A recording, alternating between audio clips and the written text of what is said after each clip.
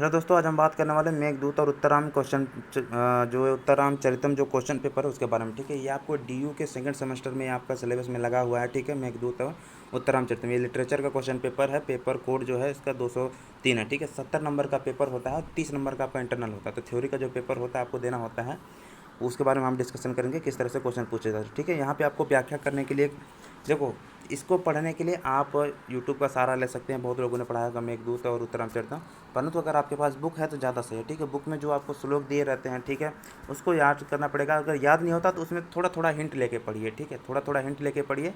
उसके बाद व्याख्या करनी है तो आप व्याख्या अच्छे ढंग से कर पाएंगे। ठीक है, व्याख्या करने से पहले कुछ चीज़ों का ध्यान रखना कि सप्रसंग व्याख्या, यहाँ पे सप्रसंग यानी कि प्रसंग के साथ, तो आपको पहले संदर्भ लिखना पड़ जाएगा, प्रसंग लिखना पड़ जाएगा, अर्थ लिखना पड़ जाएगा, तब आपको व्याख्या लिखना है। ठीक है, ये फॉर्मेट अपनाएंगे तो आपका 100% आपके जो क्वेश्चन का पैटर्न होगा बहुत अच्छा बनेगा और आपको करने में भी आसानी हो जाएगी। ठीक है, सप्रसंग, इसलिए क्वेश्चन को ध्यान से पढ़िएगा। पहला जो क्वेश्चन है वो सप्रसंग व्याख्या कर दिया हुआ है।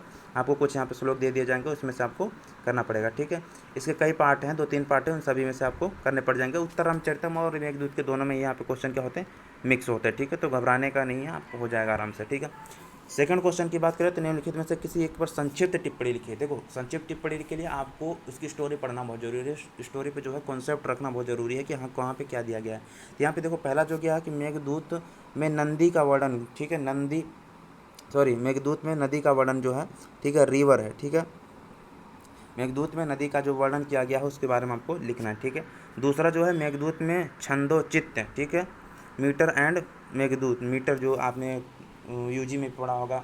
ठीक है, मीटर एंड म्यूजिक, इसमें आपको छंद परिचय के बारे में पढ़ा होगा। तो यहाँ पे बताया कि छंदोचित्त के बारे में आपको लिखना है। ठीक है, इसका जो सेकंड पार्ट है उसमें भी दिया गया कि निम्नलिखित में से किन्हीं 2 पर संक्षिप्त टिप्पणी लिखिए। ठीक है, यहाँ पर भी आपको दिया गया है जब जृंभकात्र दर्शन प्रसंग का नाटिका महत्व क्या है। ठीक है, आत्रेय का दंडकारण्य प्रचार के बारे में लिखना है। कुमार प्रत्यय विज्ञान के बारे में आपको लिखना है। उत्तरामचरितम में प्रकृति के बारे में आपको टिप्पणी लिखनी पड़ जाएगी। ठीक है, इसका तीसरा जो पार्ट है उसमें दिया गया प्रश्न संख्या 2 भाग 1 तथा सेकंड के में से अनुत्तरित किसी एक विषय पर संस्कृत भाषा में टिप्पणी लिखे। ठीक है, वो बोला कि इसी में से जो आपको ये भी क्वेश्चन हमने बताया ना सेकंड में से, देखो यहाँ दिया गया सेकंड का भाग 1 और 2 में से, यानी कि ये पहला मेघदूत के नदी वर्णन और मेघदूत में छंदो चित्त, और इसमें सेकंड वाले में से आपको संस्कृत में व्याख्या करनी पड़ेगी, संस्कृत भाषा में टिप्पणी लिखनी है। ठीक है, 7 नंबर का है, तो संस्कृत में थोड़ा बहुत आपको आना चाहिए।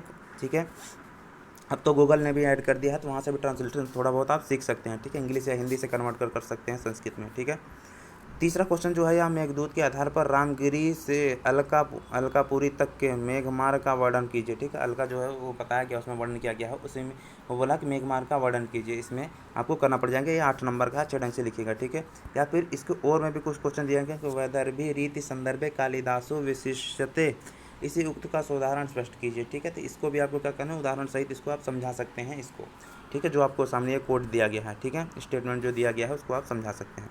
इसके अन्य पार्ट में भी इसी उक्ति को विस्तार से मूल्यांकित कीजिए। ठीक है, उत्तरे रामचरिते भवभूति विशिष्यते, इसके बारे में आपको क्या है लिखना, एक्सप्लेन करना पड़ जाएगा कि इससे क्या तात्पर्य या कवि क्या इससे बताना चाह रहा है। ठीक है, नेक्स्ट क्वेश्चन इसी के ओर में जो है उत्तरामचरितम में छाया अंक का नाटकीय महत्व स्पष्ट कीजिए कि छाया अंक कौन सा है, उसका आपको उसमें शुरुआत कहाँ से होता है, अंत कहाँ तक होता है, उसके बारे में आपको बताना है। ठीक है, तो यहाँ पे 3 पार्ट में ही क्वेश्चन, 3 ही क्वेश्चन है, परंतु इसके पार्ट बहुत सारे हैं। ठीक है, एक लॉन्ग आंसर क्वेश्चन, देखो हमेशा ध्यान रखना कि ये जो लिटरेचर का पेपर होता है ना, ये लॉन्ग आंसर वाले क्वेश्चन इसमें से ज़्यादा आते हैं और वही देखने को मिला है। ठीक है, तो आशा करता हूँ कि सारी चीज़ें आपको पसंद आई होंगी। चैनल पे हमारे नए हैं तो सब्सक्राइब जरूर कर ले जा।